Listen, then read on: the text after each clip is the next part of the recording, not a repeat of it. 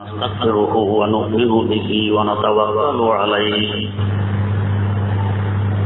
ونعوذ بالله من شرور أنفسنا ومن سيئات أعمالنا من يهده الله فلا مضل له ومن يضلله فلا هادي له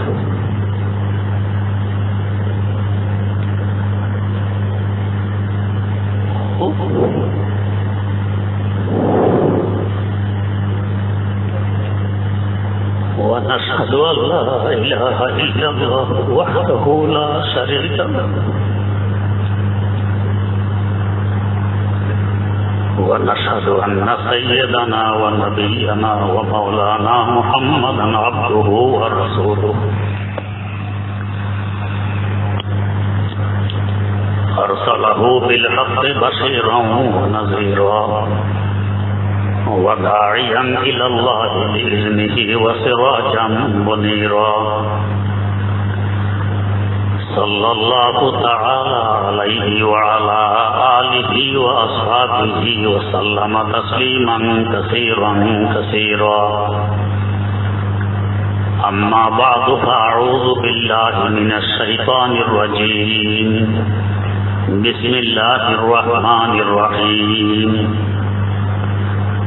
ربنا وبعث فيهم رسولا منهم يتلو عليهم آياتك ويعلمهم الكتاب والحكمة ويزكيهم إنك أنت العزيز الحكيم صدق الله مولانا العظيم اللهم صل على سيدنا محمد وعلى آل سيدنا محمد كما صليت على سيدنا إبراهيم وعلى آل سيدنا إبراهيم إنك حميد مجيد اللهم بارك على سيدنا محمد وعلى آل سيدنا محمد كما باركت على سيدنا إبراهيم وعلى آل سيدنا إبراهيم إنك حميد مجيد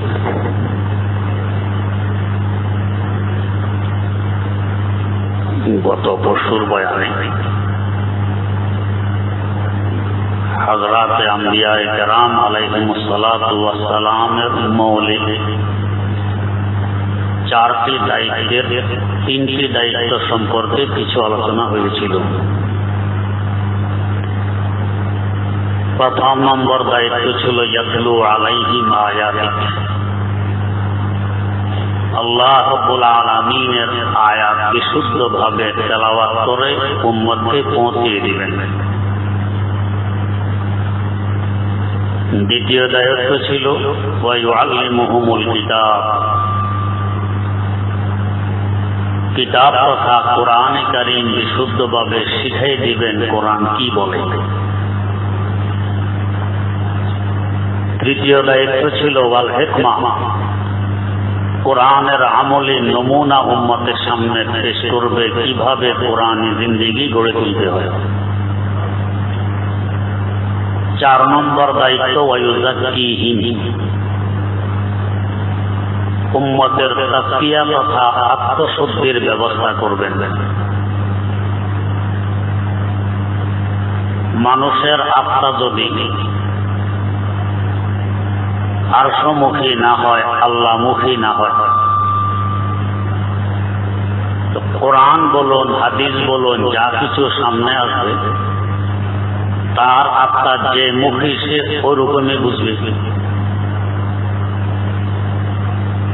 কারো যদি আল্লাহ মাফ করুক তার আত্মা মন মানসিকতা খ্রিস্টান মার্কা,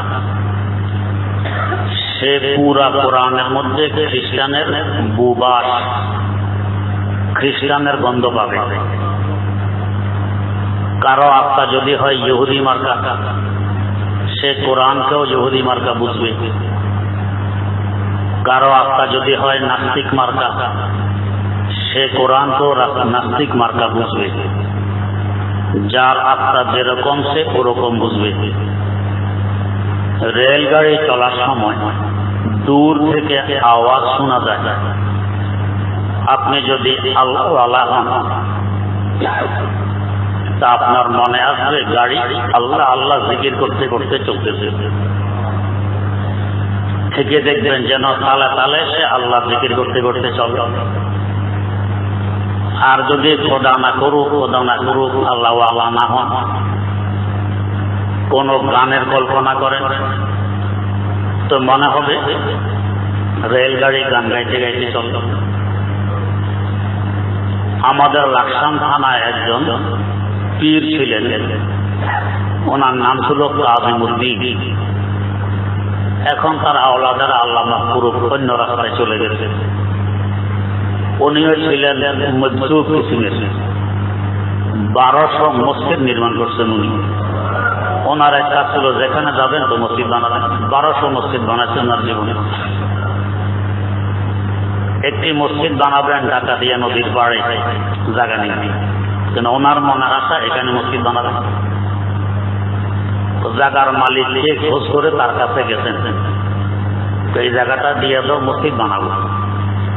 তো মালিক বলে হুজুর আমার এতটুকুই সম্পদ, আর কোনো জায়গা তুমি নেই। তুমি জায়গা দিবা কাকে? আল্লাহকে। তো আল্লাহকে জায়গা দিলে আল্লাহ তো ধনীর ধনী, ধনীর ধন উনি দেখবেন না তুমি কি করতেছ। তো বস ওনার কথায় মন নরম হয়ে গেছে, ওই জায়গাটুকু মসজিদের জন্য দিয়ে দিয়েছে। এক সময় সেই লোক পুরা লাকসাম থানার প্রধান ধনীতে পরিণত হয়ে গেছে। আল্লাহ ওয়ালাদের এক এক কথা। তো ওই কাজিমউদ্দিন সাহেব কোথাও যাইতেছেন, কর্মকার লোহা বিকে, দড়াস দড়াস দুম দারুম আওয়াজ আসতেছে লোহা বিকে। তো পিছনে মুরিদদেরও জমা। জিজ্ঞেস করেন এটা কি বলে রে? হুজুর লোহা আবার কি বলবে? লোহার মধ্যে হাতুড়ির বাড়ি পড়ে তো আওয়াজ বের হয়, আবার কি বলবে? বুঝলে না, লোহা বলে যে আর সেই, যে আর সেই, যে আর সেই। আগুনে পড়লো আমি লোহা, হাতুড়ি দিয়ে পিটাইলো আমি লোহা, আমার কোনো পরিবর্তন নেই। আমার মূল যে ধাতু, মূল যে মাপটা, এটার মধ্যে কোনো পরিবর্তন নেই। আমি যে আসছি আমি লোহা। আরেকদিন যাইতেছেন রাতের বেলা, সাথে অনেক মুড়ি, শিয়াল কাটছে। তো জিজ্ঞেস করতেছেন এই কি বলে রে শিয়াল? মুরিদরা বলে, শিয়াল বলে হুয়াকটা হুয়া, হুয়াকটা হুয়া। শিয়ালের ডাক্তাররা শুনছেন, দেখবেন দূরে যাওয়া লাগবে না, আমাদের কাছে বসুন্ধরা, সেখানে বসুন্ধরা গর্বিত সিটি, সেখানে গিয়ে দেখবেন রাত্রে হাজার হাজার শিয়াল কিভাবে ডাক দিতেছে। আমি গেছি এখানে, শুনছি তাই বলতেছে। তো মুরিদরা বলে, শিয়াল বলে হুয়াকটা হুয়া। বুঝলি? তো শিয়াল বলে আমার সুখ তোদের দুঃখ, আমার সুখ তোদের দুঃখ। তার মানে আমি শিয়াল, আমার হিসাব নিকাশ নেই, আমি একসময় মাটি হয়ে যাই। তোরা মানুষ, তোদের হিসাব হবে, দুঃখ কষ্ট তোদের কপালে আছে, আমার নেই, এটা বলে। তো যার অন্তর যেমন তার অন্তরে ভাবও আসে তেমন। তো যদি অন্তর আল্লাহ মাফ করুক খ্রিস্টান মার্কা হয়, তো কোরআন তো বুঝবে ওই খ্রিস্টান মার্কা চশমা দিয়ে। অন্তর যদি আল্লাহ মাফ করুক ইহুদি মার্কা হয়, কোরআন তো বুঝবে ইহুদি মার্কা চশমা দিয়ে। অন্তর যদি নাস্তিক মার্কা হয়, তো কোরআন তো বুঝবে নাস্তিক মার্কা চশমা দিয়ে। তাই দেখবেন কত নাস্তিক কোরআনের আয়াত দিয়ে দলিল দেয়। ইহুদিরাও তাদের ধর্ম অনেক সময় কোরআনের আয়াত পেশ করে তাদের ধর্ম প্রচারের জন্য। খ্রিস্টানরা তো এখন করতেই আছে।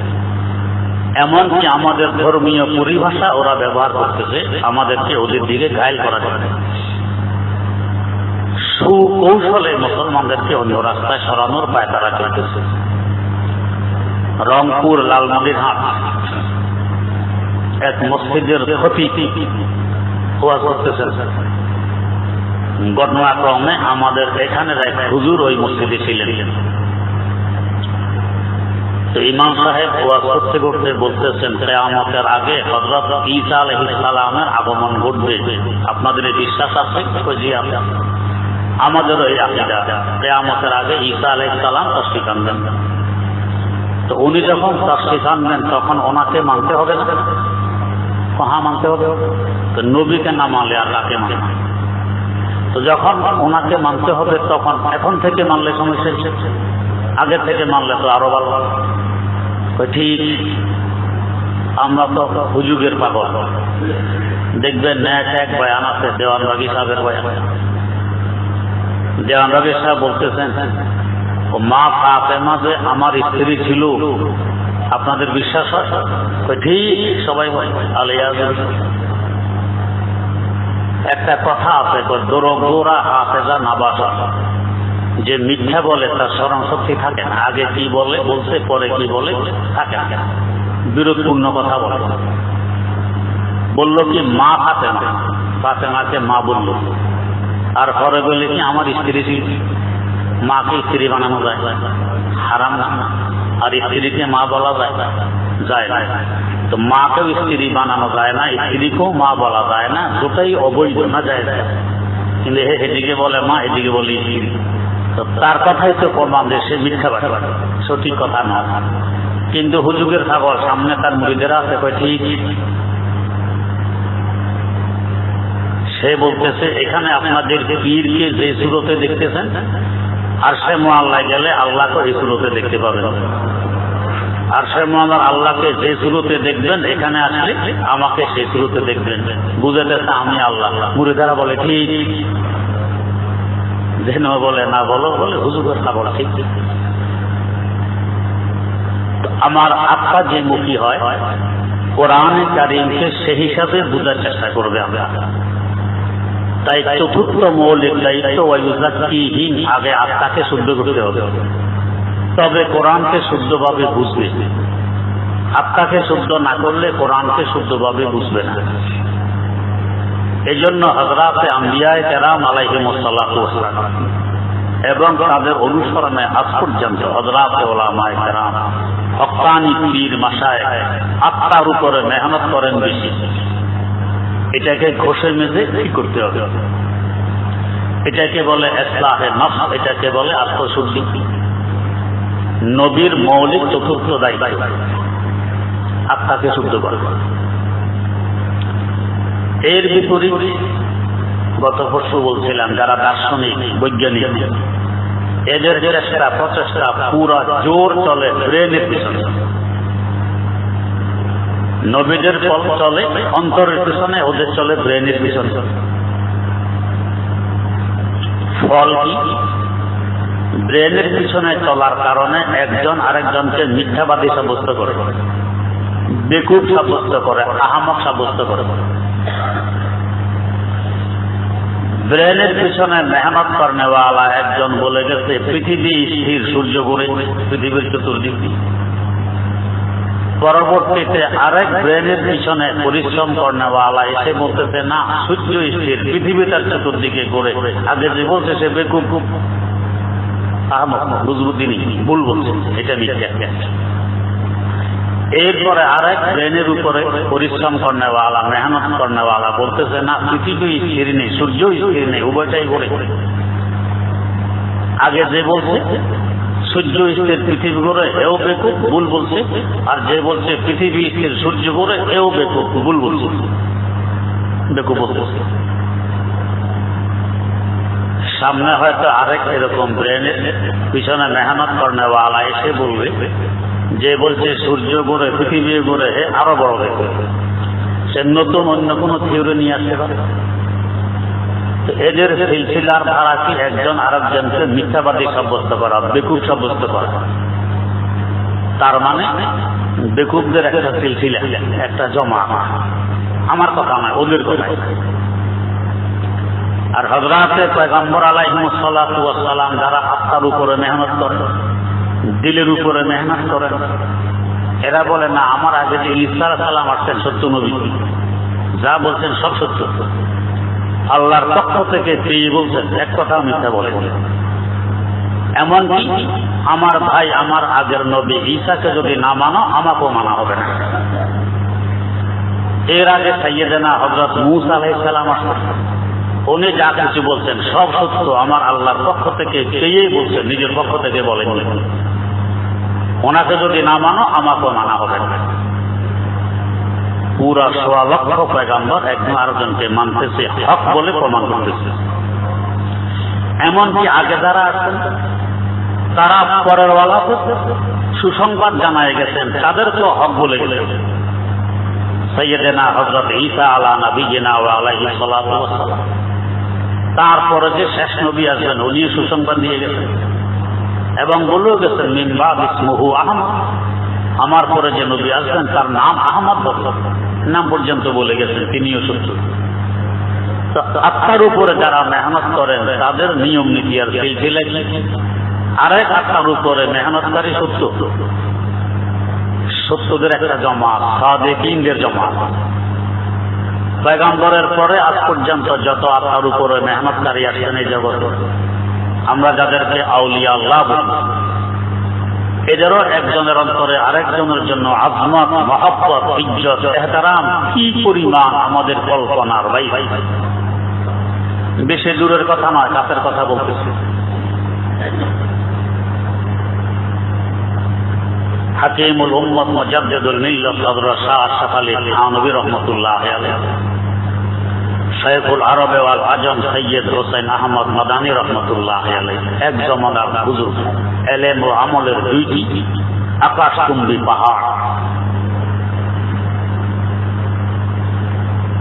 হযরত থানভী রাহমাতুল্লাহ আলাইহির দরবার নিয়ম কানুনে চলত, খুব নিয়ম কানুন, এক চুল পরিমাণ কানুনের ব্যস্তম হইত না, যেভাবে কানুন এভাবে এখানে চলে। কিরকম চলত, কথায় কথা আসে। আপনারা চিনেন হযরত মাওলানা হাবিবুল্লাহ মেসবাহ মরহুম, ওনার শ্বশুর বড় আলেম ছিলেন, আমাদের কুমিল্লার শেষ মাথা, কুমিল্লার শেষ গ্রাম, এরপরে নোয়াখালী শুরু, এখানে ওনার বাড়ি। হযরত মাওলানা কালিমুল্লাহ রহমতুল্লাহ ছাত্র ছিলেন মিয়া আসগর হোসেন রহমতুল্লাহ আলাইহির ছাত্র, শাইখুল আরব ওয়াল আজম সৈয়দ হোসেন আহমদ মাদানী রহমতুল্লাহ আলাইহির ছাত্র। তো ওনাকে ওনার ভাতিজা আলহাজ আব্দুল ওদুদ খান ভাতিজা জিজ্ঞেস করতেছেন, চাচা আপনি দেওবন্দে থাকা অবস্থায় বড় বড় তিনজন বুজুর্গ তখন দেওবন্দে ছিলেন, একজন মিয়া আসগর হোসেন রহমতুল্লাহ আলাইহি, একজন হাকিমুল উম্মত মুজাদ্দিদুল মিল্লাত হযরত শাহ আশরাফ আলী থানভী রাহমাতুল্লাহ আলাইহি, একজন শাইখুল আরব ওয়াল আজম সৈয়দ হোসেন আহমদ মাদানী রাহমাতুল্লাহ আলাইহি। বলেন তো তিনজনের মধ্যে বড় বুজুর্গ কে? ভাতিজা জিজ্ঞেস করে চাচাকে।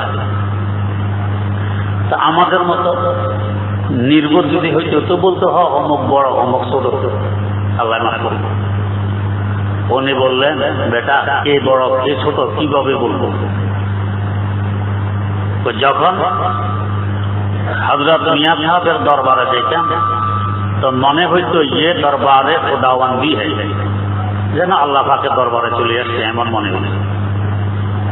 যখন থানভীর দরবারে যেতাম মনে হইতো ইয়ে দরবারে শরীয়ত হয়, শরীয়ত যেভাবে বলে এভাবে এখানে চলে, এক চুল পরিমাণ নড়বড় নেই। যখন হযরত মাদানীর দরবারে যেতাম মনে হইতো ইয়ে দরবারে নবুয়ত হয়, নবীর আখলাক, নবীর চরিত্র, নবীর চালচলন, নবীর সামায়েল সব কিছু এখানে। এবারে বলো কোন দরবার থেকে ভিন্ন? শরীয়ত নবুয়ত থেকে আলাদা নয়, নবুয়ত আল্লাহ রাব্বুল আলামিনের হুকুম আহকাম থেকে আলাদা নয়। কোনটা বড় কোনটা ছোট কি বলবো? চাচা বুঝলাম না কি বলতেছেন এই। পরে বললেন, দেখো একদিন মিয়া সাহেবের কামরায় যাব, তো যাইতে যাইতে মনে মনে কল্পনা আসছে, মানুষ বলে মিয়া সাহেব বড় বুজুর্গ, বড় আল্লাহর ওলি। আগের যুগে বুজুর্গেরা আগুনে ফুটতো না, কই হুজুরে কোনো কারামত তো দেখি না, কেমনে বুঝলাম বুজুর্গ? এইটা মনের ভিতরে কল্পনা।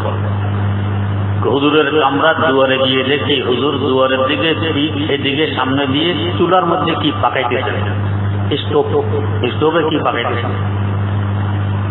আমি দেখতেছি পাতিলের মধ্যে গট গট গট গট করতেছে, উথলিত অবস্থায় কি বস্তু আছে, কি পরিমাণ গরম হবে পাতিল।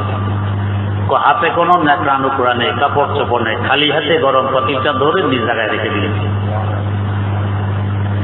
চুলার ভিতরে যে এখন দেখবেন একটা লোহা থাকে, এটা লাল হয়ে যায় জ্বলতেছে, তো এটা হাতে ধরে তুলে আরেকটা নিয়ে রাখলেন। তো এই সময় আমি বললাম আসসালামু আলাইকুম ওয়া রাহমাতুল্লাহ। হুজুর আমার দিকে তাকায় বললেন, যা কিছু দেখছো খবরদার আমার জীবদ্দশায় কারো কাছে বলতে পারবে না। আমি তো এখন হয়রান, কি কল্পনা করতে করতে ঢুকলাম আর আল্লাহ পাক কি দেখাইলেন। তো ইয়ে দরবারে খোদাবন্দি হয়। আরেকদিন মাদ্রাসায় ছুটি, বাড়ি আসে, দেওবন্দ থেকে কুমিল্লা আসতে তখন 10 টাকা ভাড়া লাগবে, আমার কাছে 1 টাকাও নেই, ঋণ করে আসতে হতো। তো হযরত মিয়া সাহেবের কাছে যাইতেছি, বিদায় আনবো, দোয়া আনবো। তো যাইতে যাইতে মনে মনে ভাবতেছি, মানুষ হযরতকে কত হাদিয়া তোফা দেয়, হযরত যদি আমার 10 টাকা হাদিয়া দিয়ে দিতেন তো ঋণ করা লাগতো না, বিনা ঋণে বাড়িতে আসতে পারতাম, এটা মনে মনে। তো গেলাম, মুসাফা করলাম, দোয়া নিলাম, বিদায় নিলাম। দুয়ারের কাছে আসলাম, এই বেটা ঠেরো ঠেরো, বেটা দাঁড়াও দাঁড়াও, দাঁড়াইলাম। তো পোটলা একটা এনে হাতে দিয়ে দিও, লে যাও, এটা তোমার, নিয়ে যাও, এটা তোমার। তো কামরা এনে খুলে দেখি 1 সুট জামার কাপড়, ভিতরে 10 টাকা। কিরে ভাবলাম কি হইল, তো ইয়ে দরবারে খোদাবন্দি। আর হযরত নবীর দরবারে গেলে শরীয়ত যা বলছে এক চুল পরিমাণ নড়বড় নেই। হযরতের 2 স্ত্রী ছিল, স্ত্রীর মধ্যে সমতা বজায় রাখা ফরজ। দেশ কম করবেন তো কবিরা গুনাহ হবে। তরমুজ নিয়ে আসছে একজনে হাদিয়া, একটা তরমুজ। তো হযরত বলতেছেন, ভাই আমার ঘর তো 2টা, এটাকে কেটে 2 ভাগ 2 করে খাইয়ে দেবো। তো বেচারা ছুরি নিয়ে তরমুজ কাটবে। তো সাধারণত আমরা কাটতে কিভাবে কাটি, যেদিকে লম্বা এর মধ্যখান দিয়ে কাটি, দৌড়তে হবে, ঠেরো ঠেরো, থামো থামো। তো তুমি যে এখান দিয়ে কাটবে, যেদিকে তরমুজের বোটা এইদিকে স্বাদ একরকম, আর বোটার বিপরীত দিকে স্বাদ আরেক রকম। তো তুমি তো কাটলে একদিকে বোটার দিক যাবে, আর একদিক বিপরীত দিক যাবে। এক ঘর যাবে বেশি স্বাদের অংশ, এক ঘর যাবে কম স্বাদের অংশ, এটা ইনসাফ হবে না। তো ওদের কিভাবে কাটবো, লম্বা লম্বিতে কাটবো, তাহলে উভয় ভাগে বোটার দিকও পড়বে, বোটার বিপরীত দিকও পড়বে। দেখুন চিন্তা, এই চুল পরিমাণ বেশ কম, এটাও উনি করতে দিতেন না। ইয়ে দরবারে শরীয়ত যেভাবে বলে। আর হযরত মাদানী রহমতুল্লাহ আলাইহির দরবারে রাসূল আকরাম সাল্লাল্লাহু আলাইহি ওয়াসাল্লাম মাটির মানুষ, যত রাগের ঘটনায় সামনে ঘটুক হুজুর খুব কৌশলে নরমির সাথে বুঝাই দেয়। এক যুবক আসছে, হুজুর আপনার হাতে বয়াত গ্রহণ করতে পারি, মুসলমান হইতে পারি, তবে একটা শর্ত আছে। কি শর্ত? আমাকে জিনার অনুমতি দিতে হবে। আমার জিনার অভ্যাস আছে, এটা থাকতে পারবো। আমরা হলে জুতাটা লাও, নবীর দরবারে এসে জিনার অনুমতি বাইর করে এই মুসলমান না হইলে আমার কি? হযরত তাকে আদরের সাথে ডেকে পাশে বসাই, বসায় তার কাঁধে হাত রাখলেন, পিঠে হাত বুলাইলেন, বলতেছেন, বেটা তোমার আম্মার সাথে যদি এই কাজটা কেউ করে তুমি কি করবা? আরে বাপরে বাবা, হত্যাই করে ফেলবো, আমার মার সাথে। ও তোমার স্ত্রীর সাথে যদি কেউ এই কাজ করে কি করবা? হত্যা করবো। আমার স্ত্রীর সাথে এই কাজ এত বড় সাহস? তোমার মেয়ের সাথে যদি কেউ এই কাজ করে তাকে কি করবো? তাকেও হত্যা করবো। তোমার বোনের সাথে যদি করে তাকে কি করবো? তাকেও হত্যা করবো।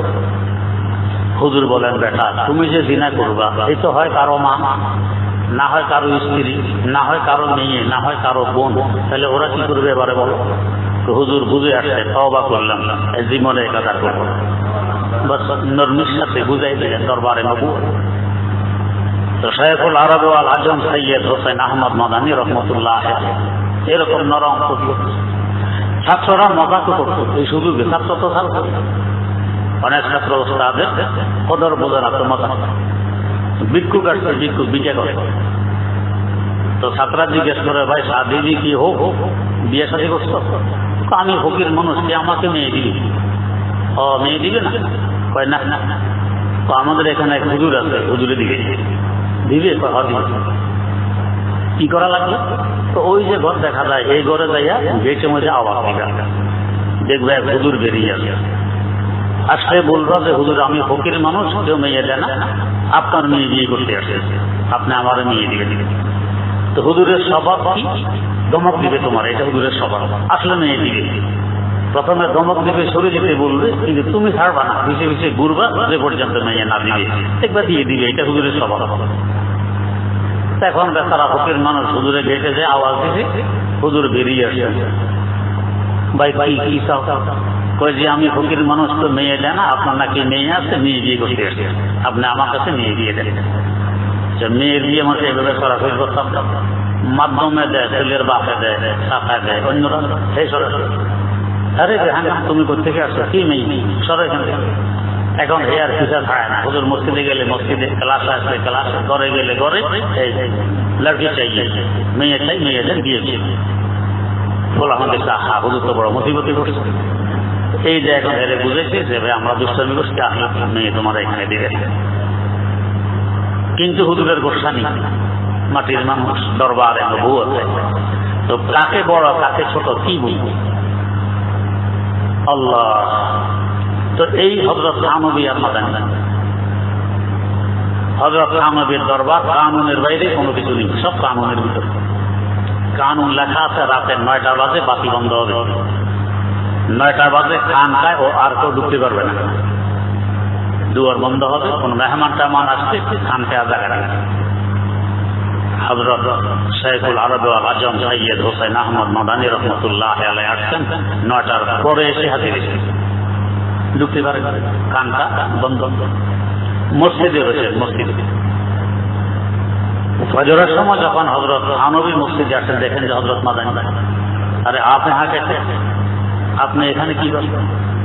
কহ আসছি তো, রাতের 9টার বেশি হয়ে গেছে, এই জন্য সংবাদ দেরি মসজিদে রয়ে গেছে।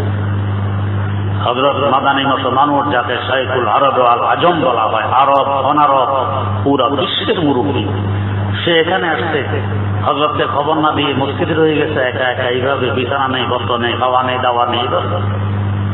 আপনি আসছেন আমাকে খবর দিবেন না? কেমন? আপনার কানুন লেখা আছে 9টার পরে আজকে খবর দেওয়া নিষেধ। ও কানুন কি সবার জন্য চলে? কিছু তো কানুন পরিপন্থীও হয়। তো দেখা তো লেখা না যে হোসেন আহমদ আসছে, এই কানুন নেই, সম্মতি দেখো তো লেখা নেই। মসজিদে ঢুকার সময়, এক নামাজ রক্তে ঢুকার সময় আল্লাহ হযরত থানবী দেখলেন, থানবীর জুতা হযরত মাদানী নিয়ে মসজিদে রাখলেন। থানবী দেখলেন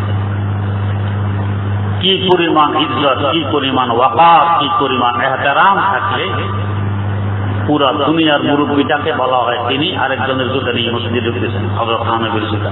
তাহলে থানবীকে কত বড় মনে করেন। বের হওয়ার সময় হযরত থানবী আগে ভাগে এসে হযরত মাদানীর জুতা হাতে নিয়ে নিয়েছেন, নিজের জুতাও হাতে, হযরত মাদানীর জুতাও হাতে। মসজিদ থেকে বের হওয়ার সময় মাদানীর জুতা তো সামনে দিলেন, হযরত মাদানী পা দিলেন, থানবী নিজের জুতার পায়ে দিলেন না, জুতা বগলের নিচে হাঁটতেছেন খালি পায়ে। হযরত মাদানী জিজ্ঞেস করলেন, হযরত জুতা পায়ে দিতেছেন না ব্যাপার? যেই জুতা একজন সৈয়দের হাত লাগবে, এই জুতায় আশরাফ আলীর পা লাগতে পারে না, এই জুতা উনি আর পা দেন নাই। কি ইজ্জত আর ইহতিরাম! কেন? এটা কলবের ডাক্তার, অন্তরের ডাক্তার, দিলের ডাক্তার। একজন আরেকজনকে সত্যবাদী মনে করে, মিথ্যাবাদী নয়। একজনের ইজ্জত ইহতিরাম আরেকজনের কলবে এই পরিমাণ যা আমরা কল্পনাও করতে পারি। তো কলবের পিছনে, দিলের পিছনে যারা মেহনত করে, এরা আরেকজনকে তাকদীর করে, সত্যায়ন করে, হ্যাঁ উনি বড় বড়। আর ব্রেন নিয়ে যারা মেহনত করে, এরা আরেকজনের তাকদীর করে, মিথ্যাবাদী মনে করে। আর ওর গবেষণা, একটা গবেষণা এখনো দেখবেন বিশ্বে যত গবেষণা হয়, এই যে চাঁদে গেছে আজ থেকে 40-50 বছর আগে নীল আর্মস্ট্রং, তার সাথে কি নিয়ে গেছে তো রাশিয়া থেকে, আমেরিকা থেকে, এই কত কয়েক বছর আগে। খুব কথা হচ্ছে এটা মিথ্যা, যায় না, যেতে পারে না, মিথ্যা কথা। তো এদের স্বভাব হলো একজন আরেকজনকে মিথ্যাবাদী বলবে। ব্রেন আর কলবের এই বেশি। ইসলামের দৃষ্টিতে কলবের গুরুত্ব সবচেয়ে বেশি। এটা দেহের রাজা, তার থাকাও কোথায়? সিনাই। সিনাইকে আরবিতে বলে সদর, সদর মানে রাজধানী। কলব থাকে রাজধানী, এটার মূল্য সবচেয়ে বেশি। হাদিস শরীফে রাসূল আকরাম সাল্লাল্লাহু আলাইহি ওয়াসাল্লাম বলছেন, ইন্না ফিল জাসাদি লামুদগাহ, দেহের ভিতরে একটি গোশতের টুকরা আছে, ইযা সালুহা সালুহাল জাসাদু কুল্লু, এই টুকরা যখন ঠিক হবে পুরা দেহ তখন ঠিক থাকবে। ওয়া ইযা ফাসাদা ফাসাদাল জাসাদু কুল্লু, এই টুকরা নষ্ট হয়ে গেলে পুরা দেহ নষ্ট হয়ে যাবে। সেই টুকরাটা কি?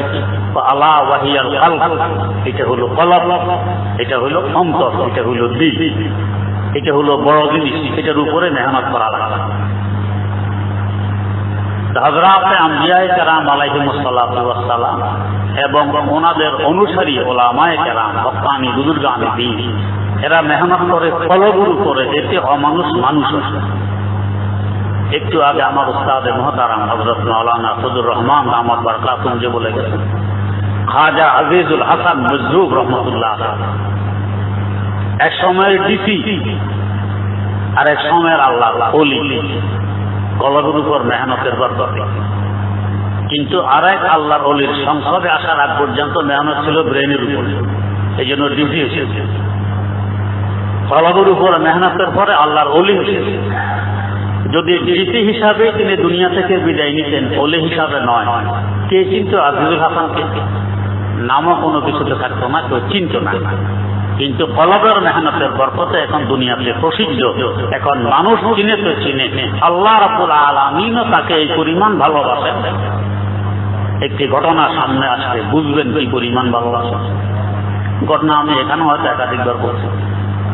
হযরত বুড়ো হয়ে গেছেন, কোন রকম হাঁটতেছেন বুড়ো মানুষ, রাস্তার মধ্যে কাদা, বৃষ্টি হয়ে গেছে, রাস্তায় কাদা, হযরত হাঁটতেছেন। হযরতের পাশে এক যুবক এবং যুবতীও হাঁটছে। এই যুবক যুবতী একে অপরের প্রেমিক প্রেমিকা হাঁটে। হাঁটার সময় মাঝে মধ্যে দেখবেন কোনো গর্তে পানি জমে আছে, উপরে পা পড়লে চাপ পড়ছে, এক পাশ দিয়ে ছির করে পানি দূরে চলে যাবে চাপের কারণে। এরকম হযরতের পা পড়ছে, ছির করে কাদাযুক্ত পানি এসে যুবতীর গায়ে পড়ছে। এই অবস্থা দেখে যুবক এসে হযরতকে এক ধাক্কা মেরে কাদা ফেলে দেয়। জিজ্ঞাসাবাদ নেই, কিছু আসলে হযরতের তো অপরাধ নেই, হাঁটতেছেন, কাদা পড়ে গেছে, বস ধাক্কা মেরে ফেলে দিল। হযরত লড়খড় করে উঠলেন, উঠে আবার চলতেছেন, কিছুই বললেন না। এর মধ্যে দু চার কদম চলতে না চলতে যুবতী পিছলিয়ে পড়ে বা উল্টে গেছে, এখন আর উঠতে পারে না। আশেপাশের লোকেরা দেখে এসে বলছে, বেটা এই বুড়ো লোকটি কে, তুমি তাকে চিনো? কয় না, আমি তো চিনি না। তাড়াতাড়ি গিয়ে ক্ষমা চাও, না হয় তোমার এই প্রেমিকা আর উঠতে পারবে না, তার কবর রচিত হবে। যুবক আসছে, হুজুর আমি আপনাকে চিনি, মেহেরবানি করে ক্ষমা চাই। আল্লাহর ওলিদের অন্তর কত বড় হয়।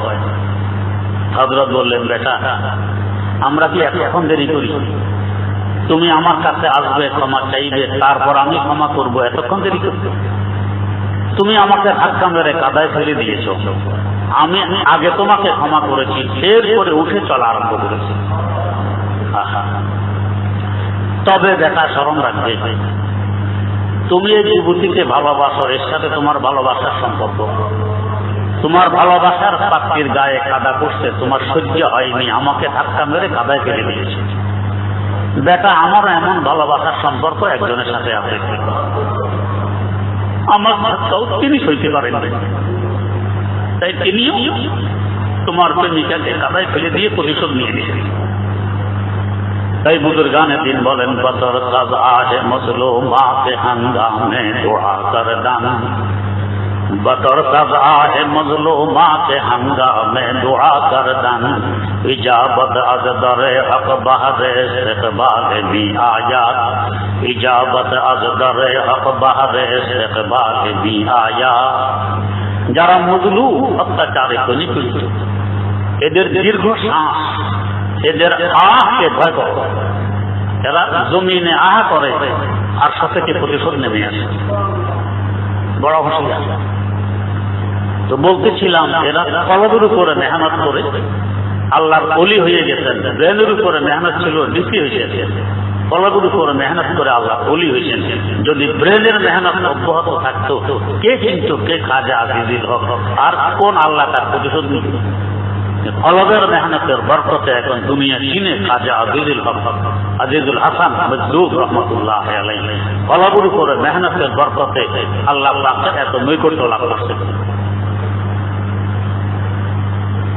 আর ব্রেনের মেহনত, হে বেঠিক আমি ঠিক, আরেকজন আছে এই বেঠিক আমি ঠিক, তার মানে সব বেঠিক।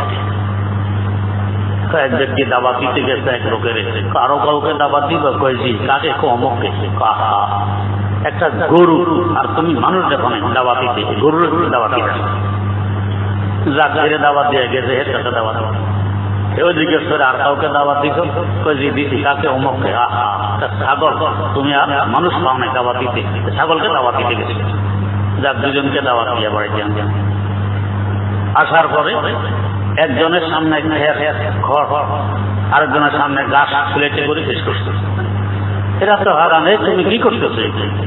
কোনা হুজুর আপনাদের কথার উপরে আমল করছে। কি কথা আমল? আপনি বলছেন ইনি গরু, গরু খের খায়, এই জন্য ওনার সামনে খের দিছি। আর আপনি বলছেন ইনি ছাগল, ছাগলের গাছ খায়, তাই সামনে গাছ। আপনাদের কথার উপরে আমল আমার। তো ব্রেনের উপরে যারা মেহনত করে, এই মিথ্যাবাদী, এই আহমদ, এই বেকুব, তার মানে সবাই এক নৌকার মার।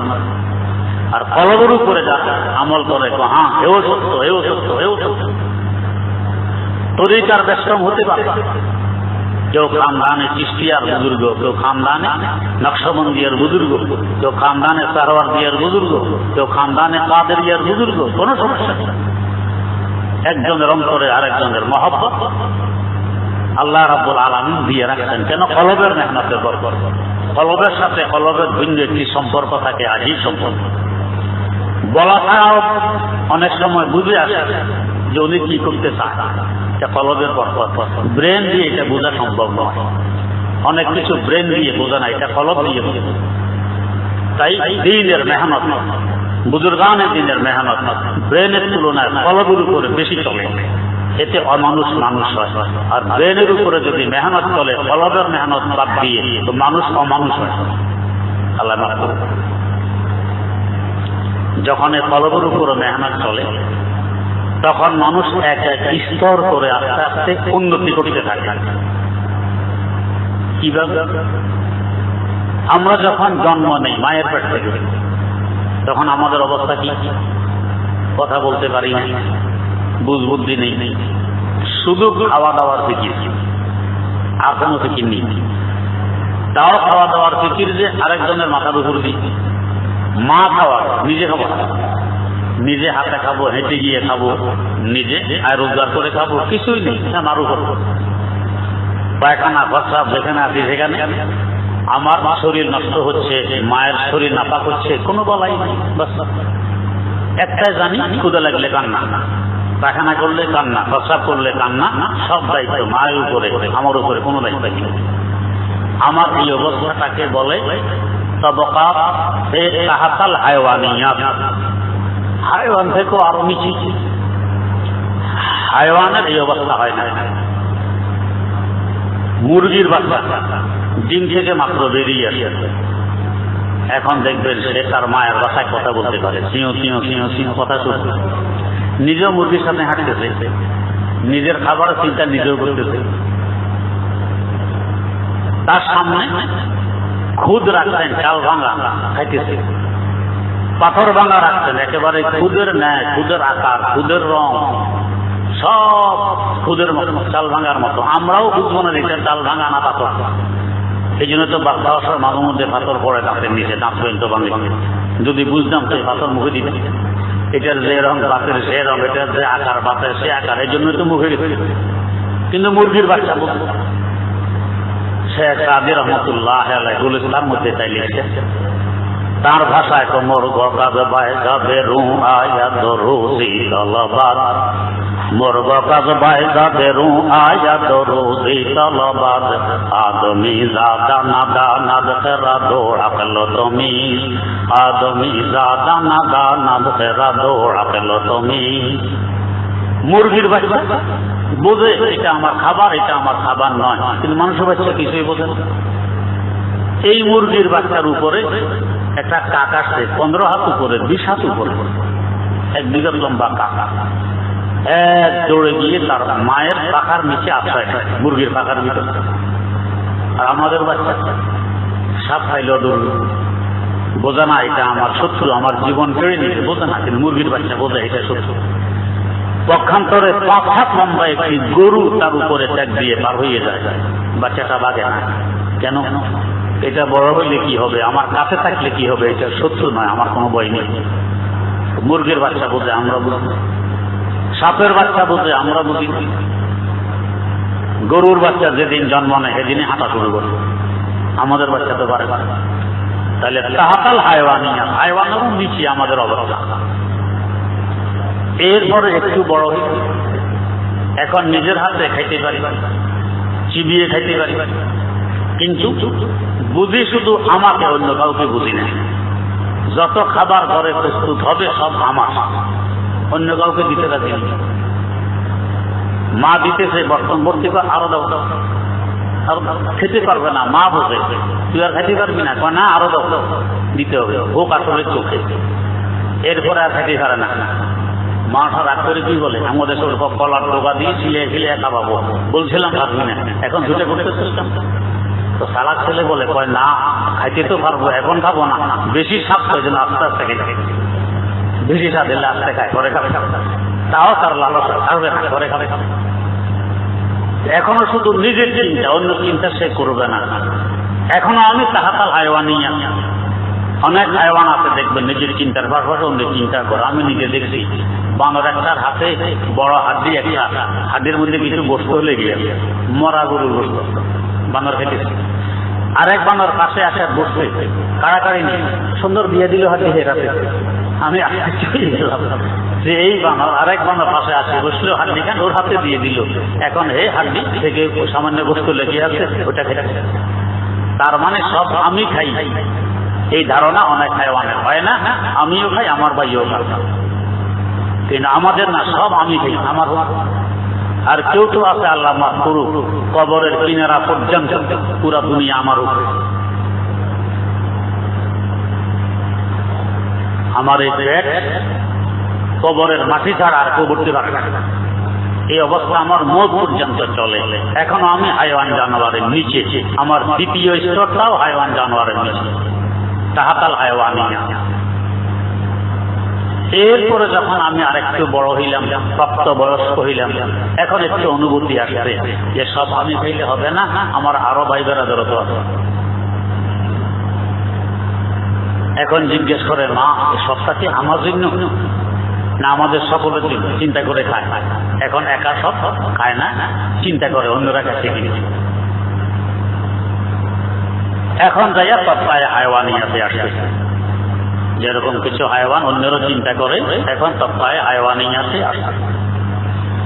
নবীদের ব্যাপার ভিন্ন,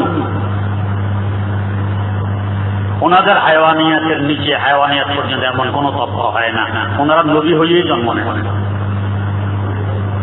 দায়িত্ব আসে পরে, জন্ম নবী হইয়াই নেই। কোন নবী নবুয়তের আগেও কখনো কোনো শিরিক করেনি, না যায় কোনো কাজে কখনো লিপ্ত হয়নি, হওয়া সম্ভব নয়। নবী হইয়াই ওনারা জন্ম নেন, দায়িত্ব পান করে, এটা ভিন্ন কথা। রাসূল আকরাম সাল্লাল্লাহু আলাইহি ওয়াসাল্লামের জীবনে যারা পড়েছেন, হযরত হালিমা সাদিয়া রাদিয়াল্লাহু তাআলা আনহা, তিনি নিয়ে গেলেন তায়েফ। ওনার আরেকজন দুধ ভাইও তো আছেন, উনিও ভাই, চাইলে তো একা উভয় স্তনের দুধ পান করে ফেলে ফেলতেন, কিন্তু কখনো তিনি 2 স্তনের দুধ পান করেননি। 1 স্তনের পান করে তৃপ্তি লাভ করছেন, আরেক স্তন আমার দুধ ভাই ছেড়ে দিয়েছেন। অথচ দুধের শিশি, তো দুধের শিশিও বোঝে আমাকে ইনসাফ করতে হবে, এটা নবীর বৈশিষ্ট্য। নবীর খাসিয়ত, নবীরা কখনো না তাহাতাল হায়ওয়ানিয়াতের দরজায় আসে, না হায়ওয়ানিয়াতের তফায় আসে, স্তরে আসে। এরা প্রথম থেকে অনেক ঊর্ধ্বে থাকে। হায়ওয়ানিয়াতের তফায় আসার পরে এখন যেহেতু আমি প্রাপ্তবয়স্ক হয়েছি, আমাকে আমার চিন্তা করলে হবে না, আশেপাশের চিন্তা করলে হবে না, আমার এবং আমার আশেপাশের সকলের আখিরাতের চিন্তাও করা লাগবে। তবকায়ে ঈমানিয়াত, চতুর্থ স্তরাত তবকা আসতো তবকায়ে ঈমানিয়াত। এখন আমি ঈমান পর্যন্ত পৌঁছলাম। এখন আমার নামাজ কালাম, হজ যাকাত, রোজা, ইবাদত, এগুলোর চিন্তা আমাকে এখন করা লাগবে। এখন আমি আসছি বাস্তবে তবকায়ে ইনসানিয়াত, তবকায়ে ঈমানিয়াত। এখন আমি ঈমানের স্তরে পৌঁছলাম। এখন থেকে আমার ভিন্ন জীবন শুরু হয়ে গেছে। এখন শুধু দুনিয়া দুনিয়া করলে হবে না, তার মানে শুধু ব্রেন নিয়ে মেহনত করলে হবে না, এখন কলবের মেহনত লাগবে। এই শুরু হয়ে গেছে তবকায়ে ঈমানিয়াতে পড়তে। তবকায়ে ঈমানিয়াত আসার পরে এখন ঈসার, আমি আমার থেকে অন্যকে অগ্রাধিকার দিই। আগত ছিল আমার অধিকার আমি, অপর অধিকার অপরকে, যার যার অধিকার অনুযায়ী থাকবে। এখন না, আমার অধিকার ছেড়ে অন্যকে দিয়ে দিই। যাকে আমি বলি কাড়াকাড়িতে আরাম নেই, ছাড়াছাড়িতে আরাম, যাকে ঈসার বলা হয়। অন্যের জন্য আমি ছেড়ে দিব, আমার হকটা ছেড়ে দিব। এটাকে বলে তবকায়ে ইনসানিয়াত, এটা মানুষের স্বভাব। আমি আমার থেকে অন্যকে অগ্রাধিকার দেব, এটা হলো মানুষের স্বভাব। আল্লাহ রাব্বুল আলামিন এদের প্রশংসা কোরআনে কারিমে করছেন, ইউসিরুনা আলা আনফুসিহিম ওয়ালাউ কানা বিহিম খাসাসা। নিজের প্রয়োজন আছে, খুব প্রয়োজন আছে, তারপর অন্যকে অগ্রাধিকার। ইয়ারমুকের যুদ্ধের ঘটনা আপনারা পড়ছেন। যুদ্ধ শেষ, যারা আহত ময়দানে পড়ে আছে ছড়িয়েছে, এই অবস্থায় পানির খুব প্রয়োজন। দেখা যায় ময়দানের এক কোণ থেকে আওয়াজ আসছে, এক ফোঁটা পানি। এক ব্যক্তির কাছে পেয়ালা পানি ছিল, দৌড়িয়ে গেছে, এই ভাই পানি আনছি, নেন। পানির পেয়ালা মুখে লাগাইছেন, পান করবেন, পিপাসা মিটবে। এই সময় আরেক দিক থেকে আওয়াজ আসলো, এক ফোঁটা পানি। এই পানিটা পান করলেন না, ভাই আমার ওই ভাইয়ের কষ্ট আমার থেকে বেশি হতে পারে, পানিটা তাকে দিয়ে দেয়। ইউসিরুনা আলা আনফুসিহিম, আমার থেকে তার অধিকার বেশি, নিজের অধিকার ছেড়ে দিল, অন্যকে দিয়ে দিল। ওনার কাছে পেয়ালা আসলো, মুখে লাগাইলেন, এখন পানি পান করবেন, পিপাসা মিটবে, কষ্ট লাঘব হবে। এই সময় আরেক কোণ থেকে আওয়াজ আসতেছে, এক ফোঁটা পানি। ও ভাই, তাড়াতাড়ি ওনাকে নিয়ে দেন, ওনার কষ্ট আমার থেকে বেশি হতে পারে। পানি ওইখানে গেল, উনিও মুখে লাগাইলেন, টান দিবেন, এখন পানি মুখের ভিতরে যাবে। এই মুহূর্তে আরেক কোণা থেকে আওয়াজ, এক ফোঁটা পানি। পেয়ালা সরাই ফেললেন, পানিটা ওনাকে দিয়ে আসেন। পানিওয়ালা ওনার কাছে আসলো, দেখে যে উনি আর জিন্দা নেই, উনি শহীদ হয়ে গেছেন। ফিরে আসছেন তৃতীয় ব্যক্তির কাছে, দেখেন যে উনিও ঠান্ডা হয়ে গেছেন। ফিরে আসছেন দ্বিতীয় ব্যক্তির কাছে, দেখেন যে উনিও বিদায় নিয়ে গেছেন। আসছেন প্রথম ব্যক্তির কাছে, দেখেন উনিও আর বেঁচে গেছেন। পানির পেয়ালা আপন জায়গায় রয়ে গেছে, সকলে শাহাদাতের সূরা পান করে ফেলেছেন। এটা তবকায়ে ইনসানিয়াত। এখন আমি মানুষ হইলাম। তবকায়ে ইনসানিয়াতের পরে এতক্ষণ যাব যে আমার উস্তাদ মুহতারাম হযরত মাওলানা ফজলুর রহমান দামাত বরকাতুহুম বলে গেছেন। এর আগে আমার অত্যন্ত স্নেহাস্পদ জনাব মাওলানা সাইফুল্লাহ সাহেব বলে গেছেন, নিজের কলবের মেহনত করতে হলে নিজে নিজে করলে হবে না। নিজে নিজে করতে গেলে অনেক সময় হিতে বিপরীত হয়, এটা নষ্ট হয়। নিজে করতে গেলে নষ্ট হয়। অনেক বাচ্চারা দেখবেন চালাকি করে নিজে কোনো কাজ করতে যায়, নষ্ট করে ফেলবে। করে মা কিংবা আব্বা এসে বলে, হ্যাঁ আমার জিজ্ঞেস করো না, নিজে করতে গেছে, নষ্ট করছে, ভালো হয়েছে। হিতে বিপরীত। তো নিজে নিজে এটা করা যায় না, এটা আরেকজন থেকে শিখে করতে হয়। এই জন্য কোন বুজুর্গ বলছেন, দরকাফে জামে শরীয়ত দরকাফে সামদানে ইশক, দরকাফে জামে শরীয়ত দরকাফে সামদানে ইশক, हर हवसना के नदानद जाम समदा बाखतन, हर हवसना के नदानद जाम समदा बाखतन। এক হাতে কাঁচের পেয়ালা আর এক হাতে লোহার ডান্ডা, ডান্ডা নিয়ে পেয়ালায় বাড়ি মেরে বাজাইতে হবে। যারা পারদর্শী না, প্রথম বাড়িতে পেয়ালা ভেঙে চুরমার করে ফেলবে, এটা বাঁচবে না, ভেঙে শেষ। যারা পারদর্শী ট্রেনিং প্রাপ্ত এরা ঠিকই বাজাবে, ডান্ডাও ভাঙবে না, পেয়ালাও ভাঙবে না, আওয়াজও বেরিয়ে আসবে। তো কলবকে ঘষে মেজে পরিষ্কার করতে হলে প্রথম শর্ত হলো যাকে বলে সোহবত। গত পরশুতে মুহতারাম প্রফেসর আবুল কাসেম সাহেব বলে গেছেন, সাহাবিকে সাহাবি কেন বলব? সোহবত থেকে সাহাবি, নবীর সোহবত প্রাপ্ত সংসদ প্রাপ্ত, ওনার সান্নিধ্যে ছিলেন বহু। মক্কায় মুকাররমার দীর্ঘ 13 বছরের জীবন এই সোহবতে কাটতে, নিজের আত্মাকে ঘষা মাজা করে পরিষ্কার করার জন্য। এমনি পানি দিয়ে দিতে আরেকজনকে, আমি মারা দেখতেছি, তারপরও নিজে পান্না করে আরেকজনকে দিয়ে আত্মার ঘষা মাজার বরকতে এই কাজটা সম্ভব হয়েছে, না হয় সম্ভব হইত। 13 বছর যাবতে ঘষা মাজা, এক 4 মাসে গালে বা আরেক গালে দিয়ে দেব, প্রতিশোধ নিতে পারবে না। অন্তরের উপরে যেন করাত চলছে, তারপরও ধৈর্য ধরবে, আহ বলতে পারবে না, উ বলতে পারবে না। আরেক পারদর্শীর কাছে গিয়ে ঘষা মাজা করা লাগবে। যদি এটা আবশ্যক না হইত তা আল্লাহ পাক জপ করে কোরআনে কারীম বাইতুল্লাহর ছাদে ফেলে দিয়ে বলতেন যে ভাই এই সংবিধান দিয়ে দিলাম, এটা এখান থেকে নাও, কপি বানায় নাও, এই অনুযায়ী আমল করবো, বাস আমাকেও পাইবা, জান্নাতও পাইবা। তা না বলে সংবিধান দেওয়ার 40 বছর আগে যার সোহবতে থাকলে পরে সংবিধান সহিভাবে বুঝে আসবে, তাকে পাঠাচ্ছেন 40 বছর আগে। এরপরে দেয়া সংবিধান এখন উনি যেভাবে বুঝাবেন, ওনার সোহবতে থেকে বুঝে নিয়ে আমল করো, তখন আত্মশুদ্ধি হবে, অন্তরের ঘষা মাজা হবে। এখন সহজে আমাকে পাবে, জান্নাতে পৌঁছবে। ওনার সোহবতে সাহাবী, এই সিলসিলার ধারা অব্যাহত আছে আজ পর্যন্ত।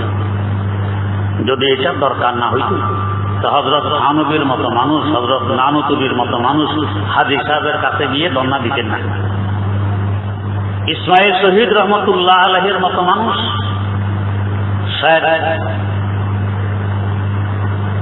শহীদে বালাকোট দেখি না মনে, সৈয়দ আহমদ শহীদে বালাকোট রহমতুল্লাহ আলাইহির কাছে ধর্ণা দিতেন।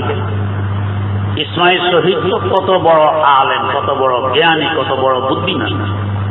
তার উস্তাদ সিরাজুল হিন্দ হযরত শাহ আব্দুল আজিজ মুহাদ্দিস দেহলভী রহমাতুল্লাহ আলাইহি এই ছাত্রকে লকব দিয়েছেন হুজ্জাতুল ইসলাম। সোজা কথা, ইসলাম যে হক, ইসলাম যে সত্য, এর দলিল হলো ইসমাইল। যদি হক না হইতো ইসলাম ইসমাইলের মতো ব্রেনিয়ান, ইসমাইলের মতো এত বড় জ্ঞানী, এত বড় বুদ্ধিমান ইসলাম মানত না। সে যে ইসলাম মানে এটার দলিল ইসলাম হক, তাই তার উপাধি প্রস্তাব দিতেন ছাত্রকে হুজ্জাতুল ইসলাম। সাধারণ এমন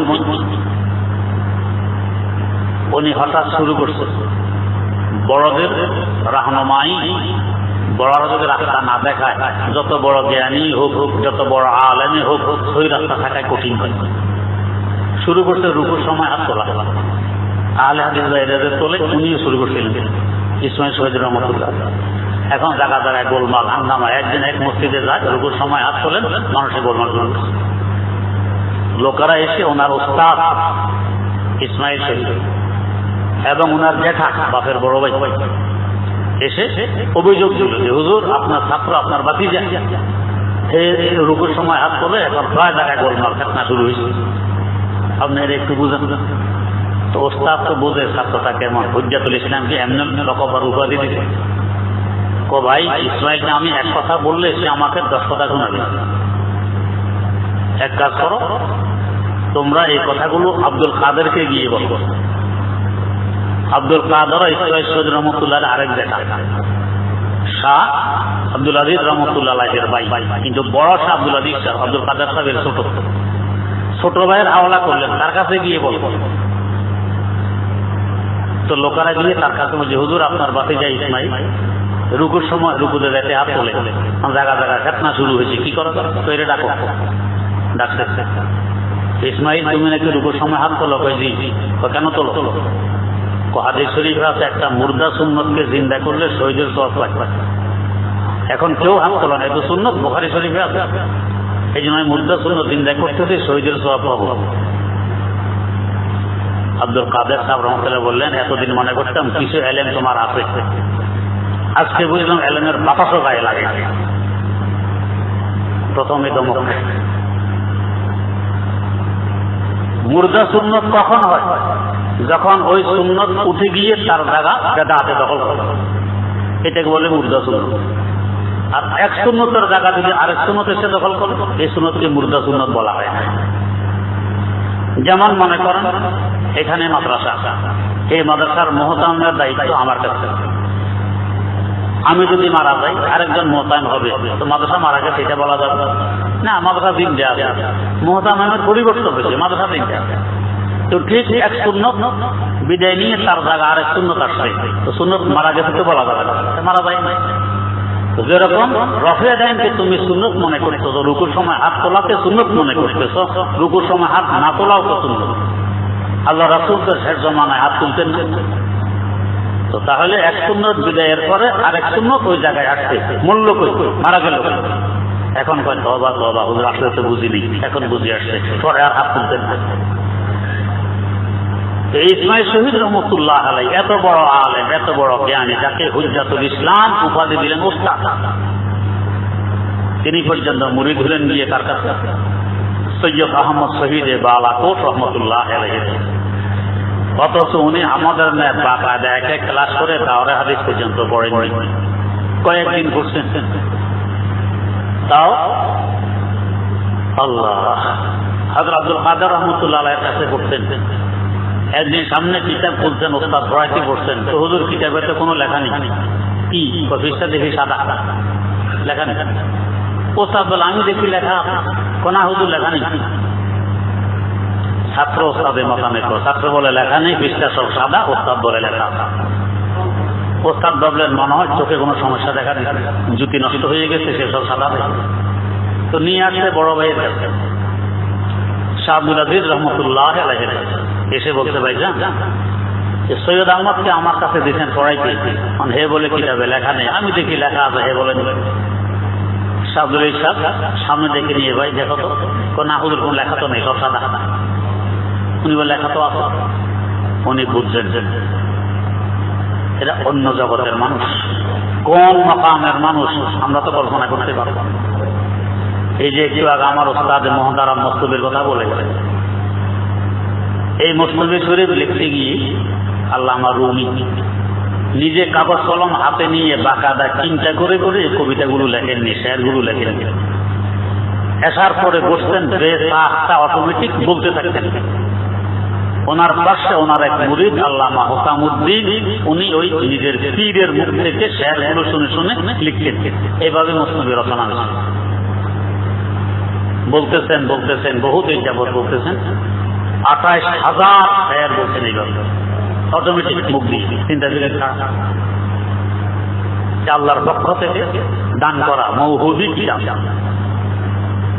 এরপরে যে বিষয় শুরু করছেন আদাফতে গিয়ে হঠাৎ তো আশা বন্ধ হয়ে গেছে, আল্লাহু আ'লামু বিস-সাওয়াব, আল্লাহই ভালো জানেন, আর আসে না। অথচ যে বিষয় বয়ান শুরু করছেন বয়ান শেষ হয়নি, আদাফতে গিয়ে শেষ, আর আসে না। ভবিষ্যৎবাণী দিলেন, আমার ৪০০ বছর পর ভারতবর্ষে আল্লাহর এক ওলি জন্ম নিবে, সে আমার অসমাপ্ত কাজকে সমাপ্ত করবে। বাস ভবিষ্যৎবাণী করে চলে গেল। ঠিক ৪০০ বছর পর হযরত মুফতি এলাহি বখশ রহমতুল্লাহ আলাইহি পাঞ্জাবের কান্দলা বাড়ি, ওনার মনে আসতো মুসলিমের অসমাপ্ত কাজটা আমি সমাপ্ত করব। কিন্তু আবার চিন্তা, উনি যার কথা ভবিষ্যৎবাণী করে গেছেন সে যদি আমি না হই, আমার এই পরিশ্রমটা কার যাবে, কাজে লাগবে। এখন বুঝবো কি করে সে লোকটা আমি না অন্য। উনিও ছাত্র ছিলেন শাহ আব্দুল আজিজ মুহাম্মদ দেহলভী রহমতুল্লাহ আলাইহি। পাঞ্জাব কান্দলা থেকে সফর করে দিল্লি আসছেন। এসে ওস্তাদের কাছে বলতেছেন, হুজুর মুসলিমের অসমাপ্ত কাজটা আমার সমাপ্ত করতে মন চায়, কিন্তু উনি যার কথা ভবিষ্যৎবাণী করে গেছেন সে যদি আমি না হই, আমার এই পরিশ্রমটা কার যাবে, নষ্ট হবে। হুজুর কি করে বুঝবো সেই লোকটাকে আমি না হই? তো হযরত একটা ওজিফা দিলেন, দিয়ে বললেন যে ওজিফাগুলো পাঠ করো, আল্লামা রুমির রূহের সাথে তোমার সাক্ষাৎ হবে। তুমি সরাসরি ওনাকে জিজ্ঞেস করে নি, হুজুর আপনি কার কথা বলছেন? তোমার কথা বললে কাজ করো, বেকার যাবে না, তোমার কথা না বললে বাদ দাও। বস ওস্তাদের বাতলানো এবং পীরের বাতলানো ওজিফাগুলো পালন করছেন। আল্লামা রুহের সাথে সাক্ষাৎ হয়ে গেছে। জিজ্ঞাসায় বলেন, হুজুর আপনার যে ভবিষ্যৎ বাণী, আপনার 400 বছর পরে ভারতে এক ব্যক্তি জন্ম নিবে, তার হাতে আপনার অসমাপ্ত মুসনবী সমাপ্ত লাভ করবে, সে লোকটা কে, কার কথা বলছে? তোমার কথা বলছে বলে ফেলে বস কাজ শুরু করলেন। আরো 10,000 শেয়ার দেখে মুসনবী শেষ করলেন। যারা এই ঘটনা জানে না তারা বুঝবে না যে দুইটা দুইজনের লেখা, একদম এক নিয়ম, এক তর্ক, এক রং, কোনো ব্যস্ত নেই। এরা কোন পায়ার মানুষ চিন্তা করে? তো উনি বুঝে ফেলছেন যে সৈয়দ আহমদ এর দ্বারা অন্য কাজ হবে, লেখাপড়া লাগবে না। বস অন্য কাজ নেওয়া শুরু করলেন আর তাকে ঘষা মাজা আরম্ভ করলেন। গোসে মেজে এই মকামে পৌঁছাইলেন। ইসমাইল শহীদের মতো হুজ্জাতুল ইসলাম উনি পর্যন্ত মুরিদ হইলেন সৈয়দ আহমদ শহীদে বালাকোট রহমতুল্লাহ আলাইহি হলেন। তো হলেন, একদিন বলতেছেন, হুজুর এমন 2 রাকাত নামাজ পড়তে চাই যে 2 রাকাত নামাজ জীবনে নসিব হয়নি, এমন 2 রাকাত নামাজ পড়তে চাই। তো বস বলছেন, যাও জোগাড় করো। হুজুর করতে পড়ো, শুধু এতটুকু 2 রাকাত পড়ে এসে বললেন যে হুজুর জীবনে এমন 2 রাকাত নামাজ আর করতে পারে, একেই তো নামাজ। আপনারা শুনেছেন ভারতবর্ষে এক লোক ছিল, নামাজ পড়া সুন্দর, খুব প্রসিদ্ধ। মানুষ তাকে দেখতে আসতো, তার নামাজ দেখতে আসতো, এত সুন্দর নামাজ পড়ে। তার বাড়ি ছিল কলিকাতা, নামাজ পড়তো কলিকাতা আলিয়া মাদ্রাসার মসজিদে। হাকিমুল উম্মত মুজাদ্দিদুল মিল্লাত হযরত শাহ আশরাফ আলী থানভী রাহমাতুল্লাহ আলাইহি একবার কলিকাতা আসতেন।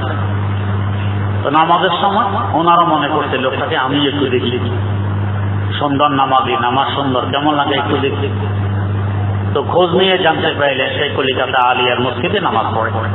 তো হুজুরও আসলেন সেখানে নামাজ পড়তে, ওকে দেখবেন জোহরের সময়। হুজুরকে দেখে কেউ আর ইমামত করতে রাজি হয় না। হুজুর বলেন, ভাই আমি মুসাফির মানুষ, আমি পড়বো 2 রাকাত, তোমরা পড়বে 4 রাকাত, শেষ লাগবে, নামাজ নষ্ট হবে, দরকার কি তোমরা পড়া। হযরতের সামনে কারো হিম্মত আর সাহস হয়নি যে নামাজ পড়াবো। বাধ্য হয়ে হযরত পড়াইলেন 2 রাকাত। নামাজ শেষে ওই সুন্দর নামাজওয়ালা লোকটি বলতেছে, তো ভাই আমার নামাজ সুন্দর, আমি সুন্দর নামাজি, মানুষের কাছে প্রসিদ্ধ, আমার কানা কথায় গুলো আসে, মানুষ আমাকে দেখতে আসে। আজ যে মাওলানা আশরাফ আলী থানভী 2 রাকাত নামাজ পড়াই, যদি উনি শুধু এই 2 রাকাত নামাজের সওয়াব আমাকে দিয়ে দেন, আমি আমার সারা জীবনের সকল সুন্দর নামাজ ওনাকে দিয়ে দিই। এমন নামাজটা জীবনে পড়া হয় কেন? গোসা মাজা অন্তর, এই অন্তরকে গোসলে মাজলে অন্তর শুদ্ধ হয়, পরিষ্কার হয়, এটাকে আত্মশুদ্ধি বলে। নিজে নিজে মাজলে হবে না, নিজে নিজে মাজলে নষ্ট হয়। যে জানে তার কাছে গিয়ে শিখতে হয়, তারপর গোসা মাজা করলে এটা পরিষ্কার হয়। তখন গিয়ে তেলাওয়াতও বাস্তবে তেলাওয়াত হবে, তখন গিয়ে তালিমও বাস্তবে তালিম হবে, তখন গিয়ে আমলও বাস্তবে আমল হবে। এর আগ পর্যন্ত তেলাওয়াত, তালিম, আমল এগুলো আমার আল্লাহর মানসা অনুযায়ী হওয়া না হওয়া নিশ্চিত নয়। উম্মতের আত্মশুদ্ধির ব্যবস্থা এটা পয়গম্বরের দায়িত্ব। পয়গম্বর তো এখন নেই, এই দায়িত্ব কে পালন করবে? পয়গম্বর বলে গেছেন উম্মতকে নিরাশ করেননি কি? ইন্নাল উলামা ওয়ারাসাতুল আমবিয়া, নবীদের উত্তরসূরি, নবীদের প্রতিনিধি হলো উলামায়ে কেরাম। নবীর অবর্তমানে এই 4টি মৌলিক কাজের দায়িত্ব উলামার উপর অর্পণ হইল। এই আলেমরা দায়িত্বগুলো পালন করবেন। আলেমের কথা বলে গেছেন, তাই নবীর এই ভাষ্য অনুযায়ী বোঝা গেছে আলেমরা যা বলবে এটা হবে নবী মার্কা বলা, আলেমরা যা করবে এটা হবে নবী মার্কা করা, যাকে নবীওয়ালা কাজ বলা হয়। আলেমের মতামতের বাইরে আমি ভালো বুঝি, কোন কাজ করবেন নবীওয়ালা কাজ হবে না, কোন কথা বলবেন নবীওয়ালা কথা হবে না, আত্মশুদ্ধি করবেন নবীওয়ালা আত্মশুদ্ধি হবে না, এটা গুমরাহি হবে। যার কথা গত পরশু মহতারাম প্রফেসর আবুল কাসেম সাহেব বলে গেছেন, বর্তমান আমাদের তাবলীগের পরিস্থিতি আল্লাহ পাক করবেন। সত্য কথা বলতে গেলে অনেকে মনে করে হুজুর তাবলীগের বিরুদ্ধে। আমি যখন ছোট মাদ্রাসায় মনে হয় গেছি মাদ্রাসা, কিন্তু আমাদের খানদান যেহেতু এই লাইনে হক না হক আলহামদুলিল্লাহ কিছু না কিছু বুঝবো। আমাদের এলাকা ছিল মারাত্মকতম এলাকা।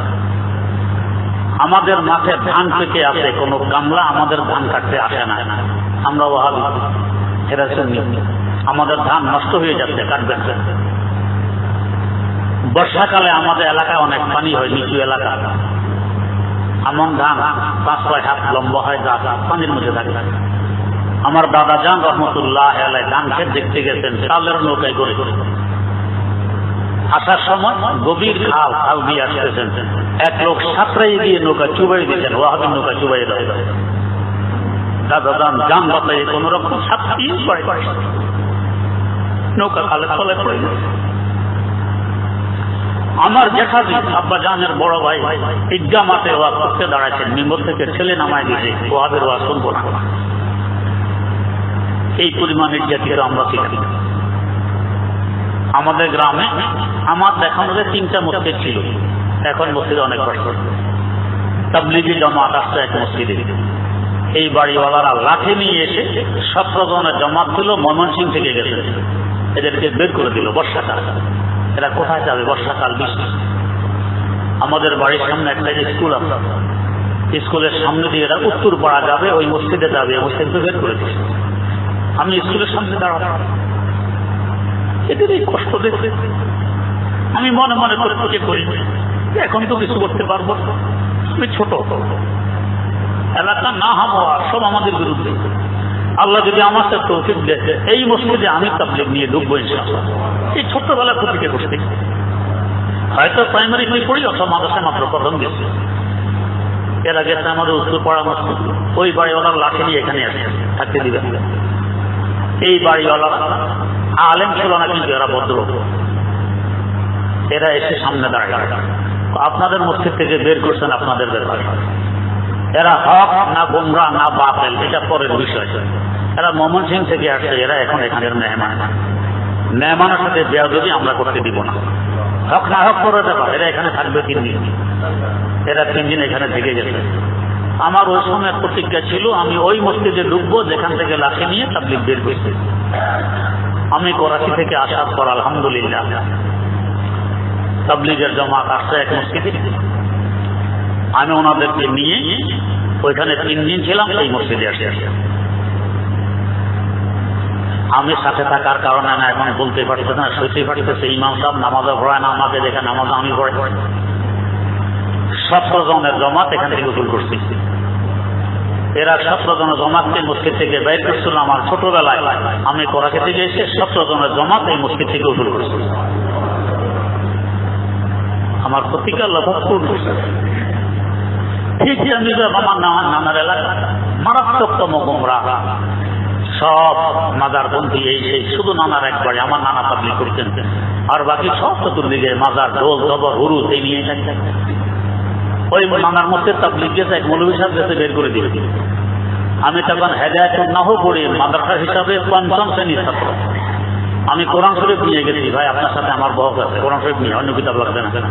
আমি হেদায়েতুন নাহু পড়ি। এরা কাফের, এরা গোমরা, এই কোরআন দিয়ে প্রমাণ দিবেন। আর এরা যে হক, আমিও কোরআন দিয়ে প্রমাণ দিব। মৌলভী আলী মাদ্রাসায় পড়ছে, হাজার না কি পড়ে, আমি তো 5ম শ্রেণীর ছাত্র। আমি এক আয়াত বের করে করে এদের সপক্ষে দলিল দিয়ে যাবার জবাব দেন, এরা কাফের। আলহামদুলিল্লাহ একটা জবাব মৌলভী দিতে পারে নাই। 3 দিন জমাত এখানে ছিল, আমিও সাথে ছিল। এরপরে আমাকে বলে তাবলীগের বিরুদ্ধে।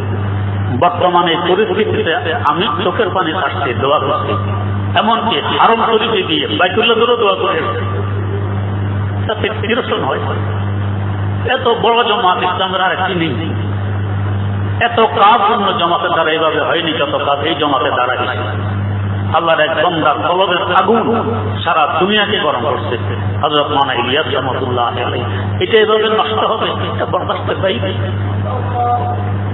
প্রফেসর সাহেব বলছেন ওই দিন, আমি ওনাকে বারবার ডাকছি। এই কথাগুলো আমার কাছে ইন্ডিয়া থেকেও আসে, এদেশ থেকেও আসে, ফোন আসে, ফটোকপি পাঠায়। এই অবস্থা নিরসনের জন্য ওলামায়ে কেরাম আলহামদুলিল্লাহ এগিয়ে আসছে। এখন ওলামারা তাবলিগ বিরোধী। ওলামা যদি তাবলিগের সহযোগিতা না করতেন, তাবলিগ কদম ফেলতে পারত না। এই দেশে দেশের যে অবস্থা ছিল, ওলামায় যারা রুজিলা তাবলিগ চলতেছে, হক জমা চলবে না কেন? ওলামা সহযোগিতা করবে না কেন? করছে। কিন্তু এখন সে ওলামারা তাবলিগ বিরোধী। ওলামারা বোঝে না, এই কি বোঝে, এই কি বোঝে। এই যে হুজুরুদ্দিন বললেন অমুককে জুতা কাটা করতে হবে, আল্লাহ মাফ করুক, এই লোকটার হাসর কি হবে? এই লোকটার হাসর কি হবে? ওলামায়ে কেরাম যেই হোক, তার সাথে বেয়াদবি করলে দেখা যায় তার ফল দুনিয়াতেও চলে আসে, আল্লাহ মানা করে। তো এই যে বর্তমানে এই অবস্থা, আলেমদেরকে মানব না, আলেমরা তাবলিগ করে না, আমরা করি। এই জন্য আমরা যেভাবে তাবলিগকে হক মনে করি, এভাবে আমরা চালাবো। আলেম কি বলে, এর বলা হে বলুক, এটা আমরা শুনবো। আর যে তাবলিগে গেছে এর কথা শুনবো, এর ফতোয়া নিব। যে মৌলবী তাবলিগে যায় না, এর কথা শুনবো না, এর কথা মানবো। এটা তো নবীর কথা নয়। নবী তো বলে গেছেন ইন্নাল উলামা ওয়ারাসাতুল আমবিয়া, ইন্না তাকিবি, নিঃসন্দেহে নিঃসন্দেহে ওলামায়ে কেরাম হলো নবীদের উত্তরসূরি। নবীর অবর্তমানে নবীর দায়িত্বগুলো এরা পালন করবে। নবীর জমানা যদি কেউ বলে নবীর কথা মানবো না, আমি ভালো বুঝি, এই লোকটা মুমিন হবে না কাফের হবে? কাফের হবে। তো নবী যাদেরকে দায়িত্ব দিয়ে গেছেন ওলামায়ে কেরাম, এর ব্যাপারে যদি বলে মৌলবীর কথা শুনবো না, আমি আমারটা যেভাবে বুঝি এইভাবে চালাবো, এই লোকটার হাসর কি হবে বলেন? কি অবস্থা? ওলামায়ে কেরাম তাদের জীবন শেষ করছে কোরআনের ভিতরে, হাদিসের ভিতরে, এই মাদ্রাসা চার দেওয়ারের ভিতরে, চৌহদ্দির ভিতরে। এদের জীবনটা পুরো ইসলামী হুকুমতের ভিতরে চলে। প্রত্যেকটা কওমি মাদ্রাসা একটা ছোটখাটো ইসলামী রাষ্ট্র। এখানে ইসলামের বাইরের কাজ হতে দেওয়া হয় না। ইসলামী রাষ্ট্র আল্লাহ পাক রাষ্ট্রীয়ভাবে ইসলামী রাষ্ট্র যদিও আমাদেরকে দেননি নিজের বড় আমালের কারণে, কিন্তু আলহামদুলিল্লাহ যাদেরকে পছন্দ করছেন তাদেরকে ইসলামী রাষ্ট্রের ভিতরে রেখে লালন পালন করতেছেন। সেটা হলো কওমি মাদ্রাসা।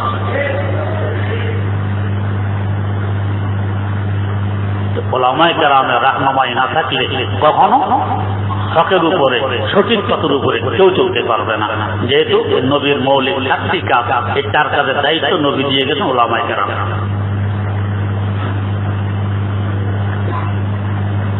এরপরে নবীর পরে আত্মশুদ্ধির ব্যবস্থা করে আমরা কি পর্যায়ে পৌঁছতে পারি, আল্লাহ পাক তৌফিক দিলে ইনশাআল্লাহ সামনে বয়ান হবে। সুবহানাল্লাহি ওয়া বিহামদিহি, সুবহানাকাল্লাহুম্মা ওয়া বিহামদিক, আশহাদু আল্লা ইলাহা ইল্লা আনতা, আস্তাগফিরুকা ওয়া আতুবু ইলাইক। একটা কথা, আমার শেখ মুর্শিদ শাইখুল ইসলাম আল্লামা তাকি উসমানী দামাত বারাকাতুহু, ওনাকে বর্তমান বিশ্বের শাইখুল ইসলাম বললে চিনি। ইসলামের মুরব্বী, শাইখ মানে মুরব্বী, গোটা ইসলামী জগতের মুরব্বী। এই লকব আসলো কিভাবে? মুসলিম শরীফের ব্যাখ্যা গ্রন্থ ফাতহুল মুলহিম যিনি লিখেছেন, আল্লামা শাব্বির আহমদ উসমানী রহমতুল্লাহ আলাইহি, তার উপাধি ছিল শাইখুল ইসলাম। কিন্তু তিনি এই ব্যাখ্যাটি শেষ করতে পারেননি, এর আগে ইন্তেকাল হয়ে গেছে। আদা আদি করছেন, আদা আদি রয়ে গেছে। এর মধ্যে একবার পাকিস্তানে একটা বিশাল সমাবেশ ছিল। সেই সমাবেশে বহু ওলামায়ে কেরাম বক্তব্য রাখতেন। এক আহলে হাদিস আলেম বক্তব্য রাখতে এলান করার সময় যে এলান করেছে ওনাকে শাইখুল ইসলাম বলে এলান করেছে। শাহ আতাউল্লাহ বুখারী রহমতুল্লাহ আলাইহি স্টেজে ছিলেন।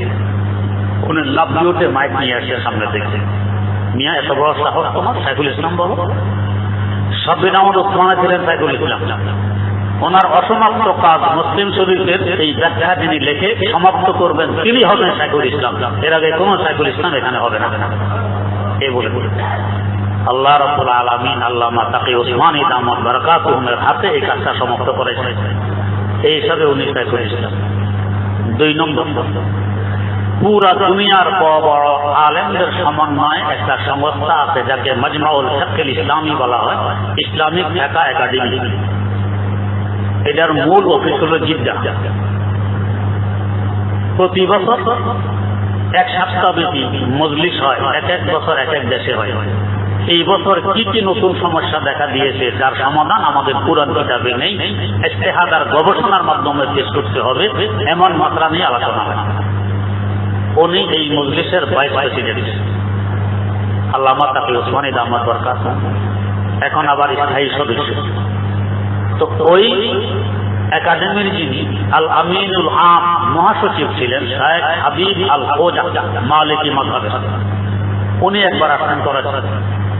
উনি বিভিন্ন জায়গায় যে বক্তব্য রাখতেন, বক্তব্যতে হযরত তাকি ওসমানী সাহেবের কথা আসলে বলতেন কিভাবে, কালা শাইখুনা শাইখুল ইসলাম আল আল্লামা মুহাম্মদ তাকি আল ওসমানী, এভাবে বলতেন।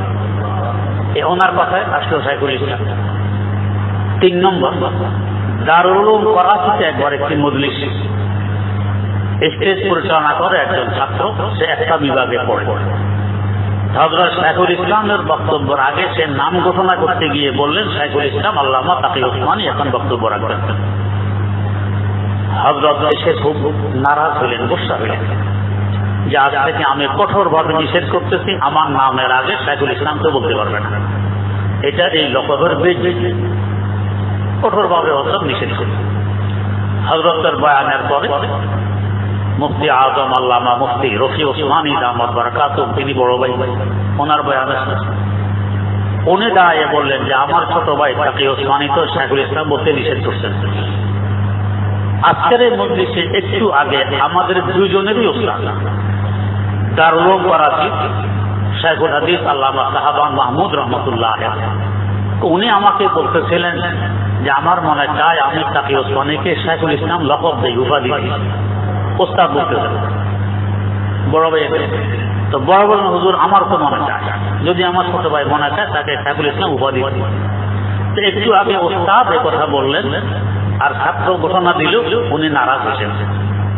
ছাত্রের ব্যাপারে তো ওনার এই হুকুম চলবে যে আমার নামে শাইখুল ইসলাম বলতে পারবো না, হুকুম ছাত্রের উপরে চলবে। আমরা তো ওনার ছাত্র নয়, আমি ওনার বড় ভাই, আর উনি আমাদের ওস্তাদ, আমাদের উপরে ওনার হুকুম চলবে না, আমরা তো শাইখুল ইসলাম বলবো। এই 3 কারণে পুরো দুনিয়া উনি শাইখুল ইসলাম হিসাবে প্রসিদ্ধ হয়ে গেছেন। তো হযরত যেটা আমার বলা বলছিল নিষেধ করতে আমাকে শাইখুল ইসলাম বলবেন।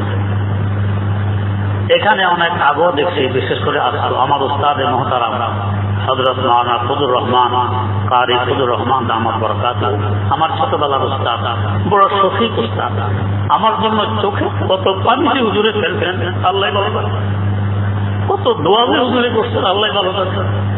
হুজুর নিজে মেহেরবানি করে এখানে আসেন, আমার মধ্যে এরকম নিকুম্মা ছাত্র বোধ হুজুর আরেকজন নেই, কখনো যে নিয়ে আসা আমার ভাগ্যে চোখেনি, খেদমত করা ভাগ্যে চোখেনি। আন্তরিকতা আছে, মহব্বত আছে, আলহামদুলিল্লাহ, ইজ্জতে হাতারা মন্তরা কিছু কিছু করতে পারি না যেহেতু আমি নিকুম্মা।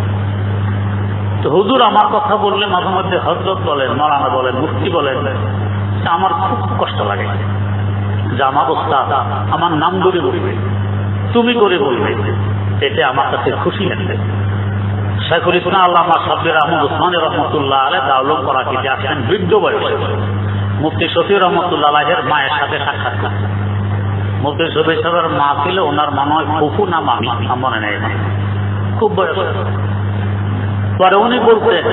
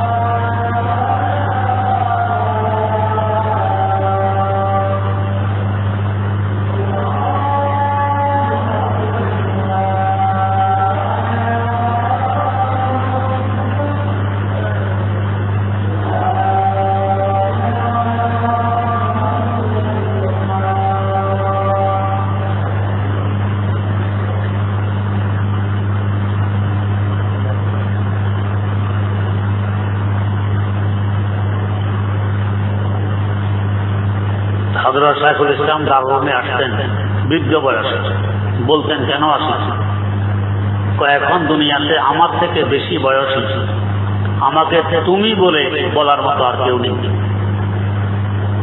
এই একমাত্র আমার এই মামি কিংবা ফুফু উনি আছেন, ওনার কাছে আজকে উনি তুমি করে আমাকে সম্বোধন করেন, আর যাওয়ার সময় বেটে জিতে রাখো, বেটা আল্লাহ তোমাকে দীর্ঘ হায়াত দান করুক। এই তুমি শব্দ শোনার জন্য আমি এখানে আসি, এটা আমার কাছে বড় প্রিয়। এখন তুমি বললে ভালো, কেউ নেই, উনি একজন আছেন।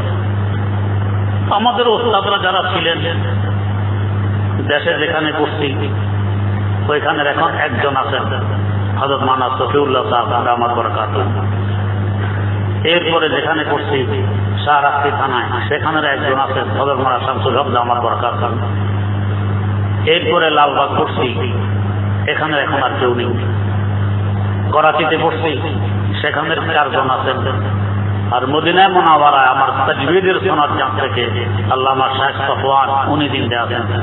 গত বছর কয়েকবার সাক্ষাৎ হয়েছে ওদের সফরে, আসার আগের দিনও সাক্ষাতে গেছি। আমার আন্দাজ করে কপালে চুমু দিছেন, গালেও চুমু দিছেন, অরিজিনাল মানে বড় বুজুর্গ।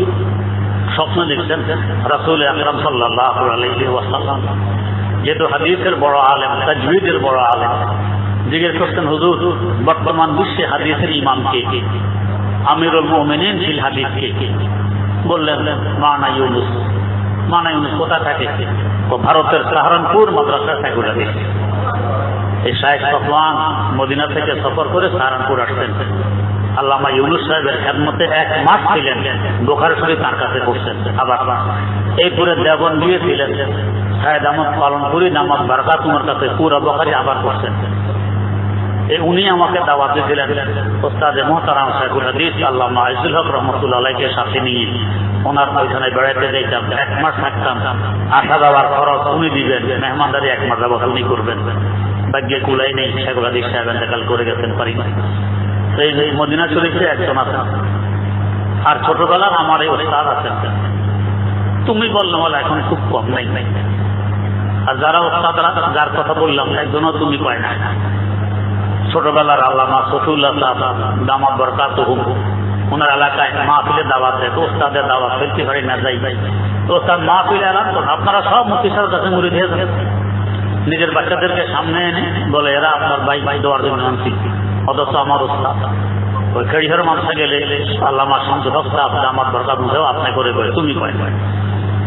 আমার এই উস্তাদ আলহামদুলিল্লাহ সরাসরি কথা বলতে আমাকে তুমি বলেন, এতে খুশিতে আমার অন্তর পাকড়া হয়। তুমি এখন আর কেউ কোয়ার নাই। উস্তাদ বলে মজলিসে আসলে হুজুরে এই হযরত বলেন, এগুলি বলেন। হযরতের কাছে হযরত আছেন পাশে, আমার হাত জোড় একটা দরখাস্ত থাকবে যাতে আমাকে হযরত না বলেন, এখনো যাতে তুমি নাম বলে যাতে সম্বোধন হয়, তাতে আমি অনেক খুশি, আমার দিল বেশি খুশি হয়। দিল খুশি করার লক্ষ্যে হযরতের কাছে দরখাস্ত। আল্লাহ রাব্বুল আলামিন আমাদের সকলকে কবুল করুন। আলহামদুলিল্লাহি রাব্বিল আলামিন والصلاة والسلام على أشرف الأنبياء والمرسلين سيدنا ومولانا محمد وعلى آله وأصحابه أجمعين. ربنا آتنا في الدنيا حسنة وفي الآخرة حسنة وقنا عذاب النار. رب ارحمهما كما ربياني صغيرا. رب ارحمهما كما ربياني صغيرا.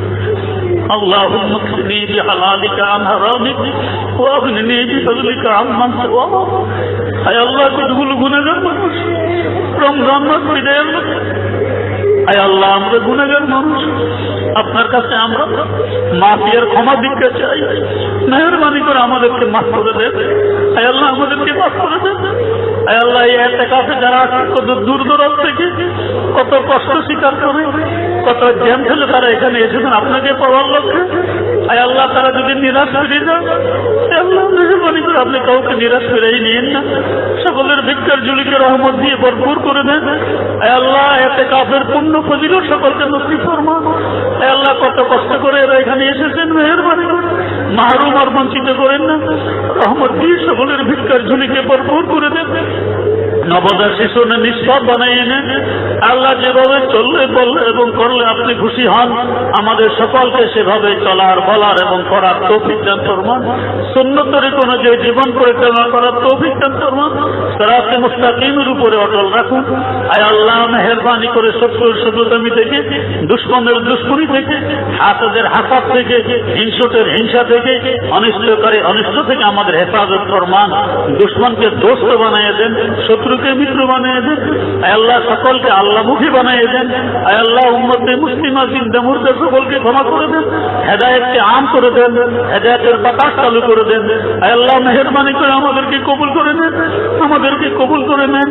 উভয় জাহানের সুখকে রূহ ফরমান, উভয় জাহানের সুখময় জিন্দেগি নসিব ফরমান।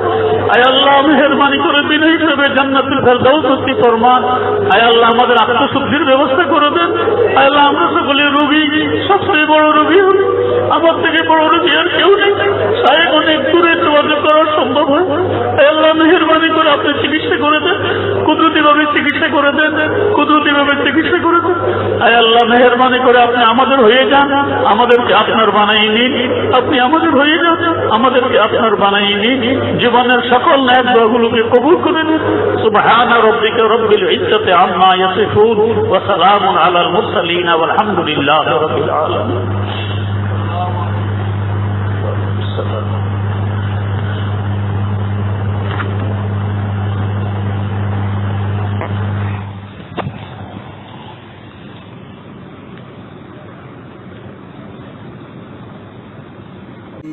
Assalamu alaikum.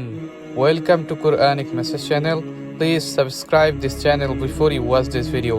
And if you like this, please don't forget to like, comment and share to your friends and family. Jazakallahu khair.